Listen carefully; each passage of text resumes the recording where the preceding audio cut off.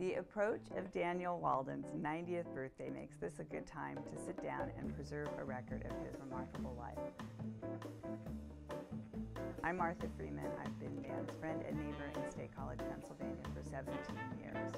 Earlier this year, Dan and I sat down with filmmaker Eric Hamill to talk about his life story. The result is a collection of short films, each focusing on one facet of Dan's life. In this segment, Dan talks about living in Manhattan and meeting his wife of 54 years.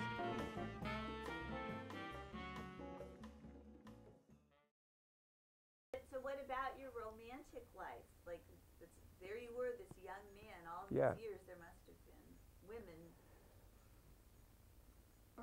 We had a close group of friends in New York. Some of them were theatrical people, a few were not. I remember one person who was, in fact, two of them were social workers. One of them was married, and she had fish. She had tropical fish. And I remember that she told me that when the fish got sick, she took the fish to a fish psychiatrist. And I, to this day, don't believe it, but that's what she told me. Anyway, yes, I had friends, women friends and men friends, and we're all very, very compatible and just had great times. We went out, walked around the village, Greenwich Village at nights, and visited one club after another. One of the clubs in the village we went to had hamburgers on white bread. That was their pièce de résistance. The drink at the time was called a Moscow Mule.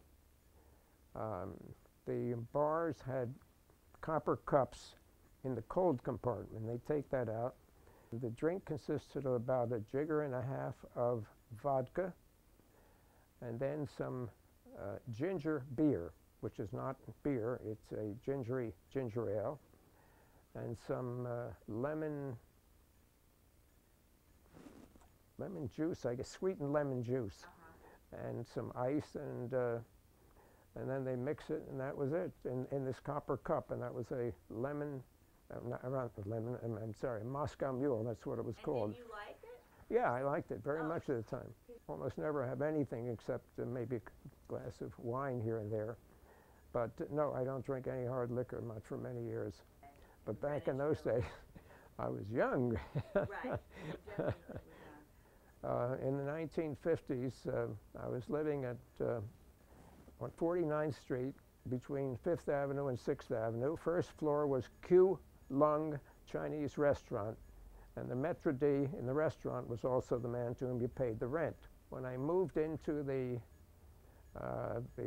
building, the neighboring apartment was occupied by a welder and a young lady who was a would-be actress, but she was working as a waitress someplace. We had a passing acquaintance. We would say hello and so on, but I didn't know them. At that time, I was singing at the Radio City Music Hall. And at the music hall, you work 3 weeks, then you get a week off. It's very grueling. The here grueling really applies, because the regular schedule is 4 shows a day. Holidays, you do 6 shows a day. So you're there pretty much 12 hours, very little time off. But you're also rehearsing. Once you put a show on, you start rehearsing the next show. One time, a 4th week, I had a week off, and I gave my keys to my apartment to a friend of mine. I said, just check in, I was going to go to Philadelphia. I think on the second day I was in Philadelphia, he called me on the telephone. He said he was checking in, he found that my window was open, and there was a fire escape on the front of the building, so that my next door neighbor, the welder and the actress, had broken into my apartment. And he said all of my suits and so on were laid out on the bed. They didn't know what was missing, but he nailed the window shut immediately and called me up. I came back the next day and checked, and all that was missing was a very expensive briefcase, a leather briefcase my mother had given me, and a very expensive pair of binoculars. I couldn't find anything else that was missing. Meantime, the neighbors had skipped, owing some rent. They just left. The upshot of the story is that about 2 weeks later, 3 o'clock in the morning, my phone rang. I woke up, I was rather groggy, and at the other end I heard, "Hello, do you know who this is?" Well, immediately I knew who it was because this welder, when he was drunk, spoke in a monotone. So I knew. I said, yeah. He said, "Sometimes people do things they don't want to do." I said, "Yeah." Then he repeated it. "Sometimes people have to do things they don't want to do." He hung up. I'm waiting to say when he's going to bring my things back, and that was his message. I never heard from him again. Of course, you felt much better. I felt much better, yeah. Then there moved in Ernie Santini. In New York, one of the leading moving firms is the Seven Santini brothers. Ernie was the seventh Santini, the one they paid to stay away. Ernie was soft in the head. He had personality problems. I don't know whether he was a psychopath or what he was. Anyway, Ernie moved in. He's very friendly.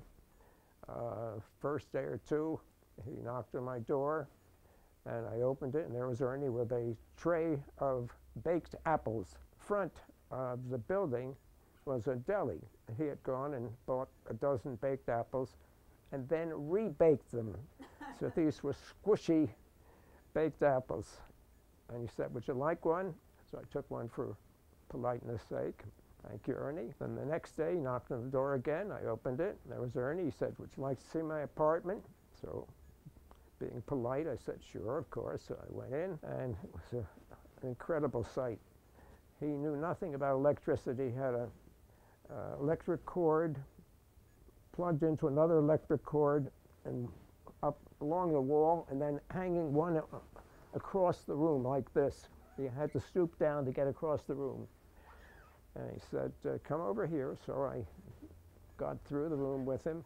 He opened the drawer of his bureau of dirty pictures. I said, "Thank you, Ernie." I left. First Sunday morning after he had moved in, I woke up. There was some smoke in my apartment. I looked around. Everything was fine, nothing wrong. I opened the door. I see smoke coming from under his door, next door, where the welder and the waitress had been before. I banged on his door furiously. He opened about this much. He had a chain on it, and I could see smoke in his apartment. I said, "Ernie, you're on fire." He said, "Yeah, I know," and he closed the door. So I called the fire department. They came very soon, and it's a walk-up apartment, by the way, and they came up the stairs there, and they had to knock his door down because he wouldn't open it. So they broke the door down, and he apparently had fallen asleep while he was drinking and cooking at the same time. The door was fixed. Same thing happened the next Sunday. Woke up, smoke in my apartment. I looked, nothing. I went, opened the door, saw smoke coming from Ernie's apartment, and I knocked furiously. He opened the door again this much. Now it was furiously filled with smoke. I said, "Ernie, you're on fire." He said, "Yeah, I know," and closed the door. So I called the fire department. The fire department apparently called the police and also an intern from Bellevue Hospital, and they had to break down the door again, but this time apparently had done more damage to the wall, the other wall. Meantime, they took him away for observation at Bellevue, and I learned subsequently that he had been admitted to Bellevue Hospital for observation. The last we heard, a few weeks later, he wrote a note, a letter, to the Maître D' downstairs, which he showed me, and it alternated between "Thank you very much for letting me stay in your apartment," and calling the guy all kinds of names for he was responsible for Ernie being at the hospital and so on. That was the last we heard of Ernie Santini. So how did you meet B? I met B at an apartment on Grand Street in Manhattan. Grand Street is the lower East Side. Some friends had invited me to a party at this apartment. There were a number of people I already knew. The intermediary, the person who fixed it up, was a woman, Connie Kahn. She had been an ice skater at the Radio City Music Hall, and she knew me, and somehow she also knew Bea, and she figured that we would like each other. We had heard of each other, and we traveled in somewhat the same circles. We were both liberals, progressives politically. We had similar interests and so on. So we met at this party, and I can still remember when I first saw her, she had on a dress. It was green and red little figures on the dress. And later she had made it herself, which was very impressive. And we took that night, and then we went together for about a year, and then we got married in 1957, October 12th, Columbus Day, 1957, after which I went to the library that afternoon. And that was your honeymoon? well, I don't think we ever really had a honeymoon. I was busy. She was working at New York Hospital. She was a professional phlebotomist. She was engaged in a research unit of the hospital, which was doing pediatric hematology for leukemia cases. They were doing very advanced research in leukemias, and that's what she was working on at the time. She enjoyed her work very much. So was she drawing blood from children then? Was Yes. that kind of her job? Yes, that was part of her job. Yes, it was.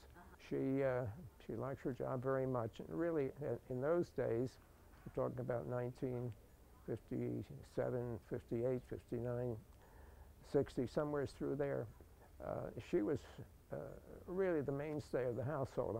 I was working. I had started in City College of New York in 1955, and I worked 40 hours a week while I went to college. My first job was as a casework assistant for Travelers Aid Society in Penn Station and also Grand Central Station. And then I worked in the information booth at 43rd Street and Broadway, run by the City of New York. I scheduled my classes from 8 to 12, and then I would take the subway downtown, and I would work from 1 to 9, in both cases. Third year, I worked as the pool room attendant at the City College of New York pool room, which gave me a lot of time to study.